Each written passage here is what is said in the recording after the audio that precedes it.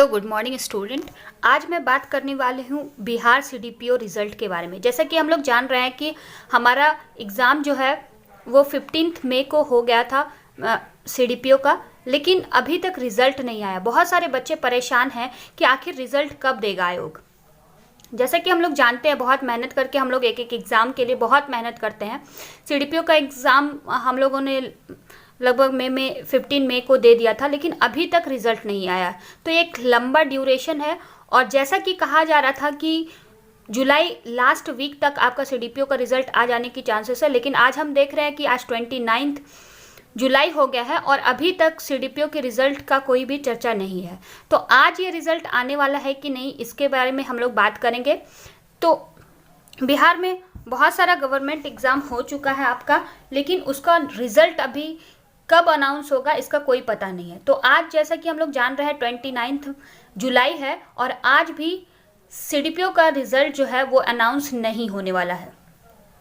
अब इसके पीछे क्या रीज़न है ये तो आयोग ही जानता होगा। 66th बीपीएससी का भी रिज़ल्ट अभी तक नहीं दिया है उन्होंने, और 67th पीटी एग्ज़ाम जो बोला जा रहा है कि अगस्त लास्ट वीक या सितंबर फर्स्ट वीक में लिया जाएगा, लेकिन ऐसा कुछ ऑफिशियल नोटिफिकेशन अभी तक नहीं आया है, या कह सकते हैं ऑफिशियल कोई नोटिस अभी तक नहीं आया है। बिहार फायरमैन का एग्ज़ाम जो कि आपका 26 मार्च को ही हो गया था, लेकिन अभी तक इसका कोई भी रिज़ल्ट के बारे में कोई भी चर्चा ही नहीं हो रहा है। तो बिहार के बच्चे इसलिए भी बहुत सारे परेशान हैं कि आखिर कब रिज़ल्ट आएगा।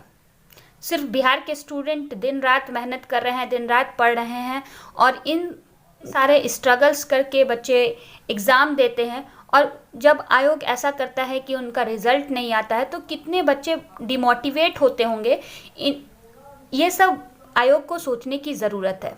खैर कोई बात नहीं, रिज़ल्ट कितना भी देर हो, एग्ज़ाम कब होना है नहीं होना है, बट हमें अपने प्रिपरेशन को कंटिन्यू रखना है। हमें अपने प्रिपरेशन और कह सकते हैं मोटिवेशन को कंटिन्यू रखना है। हमें डिमोटिवेट नहीं होना है, हमें अपने खुद को मोटिवेट करते रहना है टाइम टू टाइम, और हम अपनी तरफ से पूरी मेहनत करना चाहिए। आयोग जब भी एग्ज़ाम डेट दे तो हम प्रिपेयर हों कि हम अपना एग्ज़ाम अच्छे से दे पाएँ। जैसे कि 67th बीपीएससी पीटी का एग्ज़ाम को लेकर के बहुत सारा डाउट्स है कि ये अगस्त में होगा या सितंबर में होगा। जब भी होगा, जब भी आयोग डेट देंगे, हम लोगों को प्रिपेयर रहना है। जैसे कि हम लोगों ने देखा, जो स्टूडेंट बीपीएससी एग्ज़ाम में बैठे होंगे 67th बीपीएससी में या सीडीपीओ एग्ज़ाम में, दोनों ही एग्ज़ाम में बैठे होंगे, उन्होंने देखा होगा कि सीडीपीओ का जो हिस्ट्री का आपका क्वेश्चन आया था वो बहुत ही टफ, कह सकते हैं टफ आया था। यह स्टेटमेंट बेस्ड क्वेश्चन आया था। वहीं जो बीपीएससी के एग्ज़ाम में जो हिस्ट्री का क्वेश्चन आया था वो बहुत ही फैक्चुअल आया था, मतलब सिर्फ फैक्ट पूछे गए थे। तो बीपीएससी का जो हिस्ट्री का आपका क्वेश्चन था वो इजी था इन कंपैरिजन टू सीडीपीओ। लेकिन हमें ये नहीं देखना है कि किसमें इजी पूछा गया, किसमें आपका टफ पूछा गया। हमें अपनी प्रिपरेशन को इतना अच्छा कर लेना है कि आयोग कुछ भी पूछे तो हम उसका आंसर करेक्टली कर पाएँ।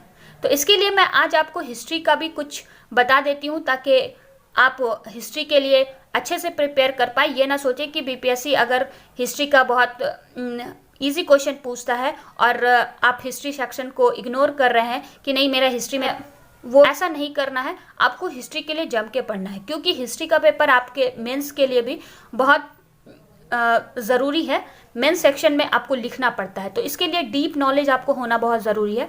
जैसे कि आप देख पा रहे हैं, हिस्ट्री के लिए सबसे पहले तो आप जो भी फैक्चुअल बेस है वो आप लूसेंट से कवर कर सकते हैं, और स्पेक्ट्रम की आधुनिक भारत की इतिहास, या फिर आपका एक आता है बिपिन चंद्रा की बुक आधुनिक भारत का इतिहास, वो भी पढ़ सकते हैं।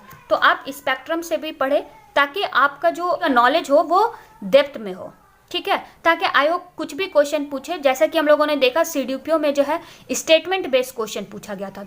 स्टेटमेंट बहुत सारे बच्चे क्या होते हैं सिर्फ लूसेंट रट के जाते हैं, उनसे फैक्चुअल क्वेश्चन तो बन जाता है, बस स्टेटमेंट बेस्ड क्वेश्चन नहीं बन पाता है। तो हमें सारे चीज़ पे ध्यान देना है। और एक आता है घटना चक्र की बुक। इसमें क्या है कि मोस्ट ऑफ द क्वेश्चन ऐसे हैं जो कि पूछे गए हैं, किसी न किसी एग्जाम में पूछे गए हैं। जैसे कि आपका ये क्वेश्चन देख लीजिए, क्या दिया हुआ है, निम्न में से कौन से स्थल घग्गर और उसकी सहायक नदियों की घाटी में स्थित है। तो ये आपका जो है किसी न किसी एग्जाम में कहीं ना कहीं पूछा गया हुआ क्वेश्चन आपको घटना चक्र में मिल जाएगा। घटना चक्र में जैसे कि आप देखेंगे बीपीएससी, यूपीएससी, यूपीपीसीएस, सारे मतलब कि एग्जाम्स के क्वेश्चन इसमें अवेलेबल हैं। तो जब आप ये पढ़ेंगे तो आपको समझ पाएंगे कि क्वेश्चन किस तरीके से पूछा जाता है, कहाँ से क्वेश्चन अराइज होता है। तो आप इसको मतलब कि अगर आपने अच्छे से स्पेक्ट्रम पढ़ लिया है और लूसेंट पढ़ लिया है तो आप थोड़ा सा अपने तैयारी को और अच्छा करने के लिए आप घटना चक्र को भी एक बार अच्छे से कवर कर लें, ताकि जो आपका हिस्ट्री का सेक्शन है वो काफ़ी मजबूत हो जाए। कि जब, क्योंकि हम लोग देखते हैं कि हिस्ट्री का बहुत बड़ा रोल है हमारे बीपीएससी एग्ज़ाम में, तो इस सेक्शन को हमें बहुत ही मजबूती से लेना चाहिए और इसको डेप्थ में पढ़ना चाहिए, ताकि ये हमारा आगे के लिए, हमारे मेंस के लिए भी प्रिपेयर हो जाए, हमें मेंस के लिए अलग से एफर्ट ना करना पड़े।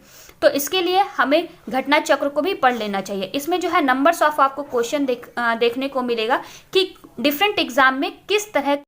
तो लास्टली मेरा यही सजेशन है कि आप Lucent, spectrum as well as Ghatna Chakra तीनों बुक को कवर कर ले, ताकि आपका जो है हिस्ट्री का प्रिपरेशन पीटी नहीं बल्कि मेंस के लिए भी आपका प्रिपेयर हो जाए, क्योंकि मेंस के लिए उतना टाइम आपको मिलेगा नहीं।